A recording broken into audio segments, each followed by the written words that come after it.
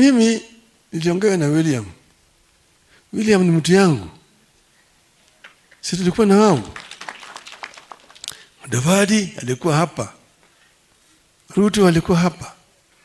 Uhuru alikuwa hapa. Uhuru na Mudavadi walikuwa naibu wangu kama waziri mkuu. Unajua mna hiyo. Alafu William akawa pale. Mimi nikaweka yeye waziri wa kilimo. Sio hiyo. Sasa ile nchi inachomeka, Uhuru ndiye alinipiga mimi simu. Uhuru akaniambia mimi tafuta Bwana Ruto ongea na yeye. Kenya ikichomeka hatakuwa na nchi nyingine. Mpaka hii tuzime hii moto, watu waketi chini waendelee waliwane. William ndiye akanitafuta.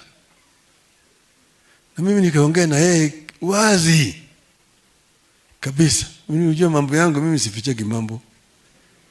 Nasema direct. Magazeti hapa wanaandika sijui nini Raila na Ruto handshake, hakuna handshake. Hakuna handshake. Kile tulisema, mimi niliongea na Ruto nikamwambia shida iko hapa. Hawa watu wako ambao wameweka pale hawajafanya kazi vile wananchi wanataka. Wananchi wameudhika, ndio naona hao sasa vijana wamejitokeza.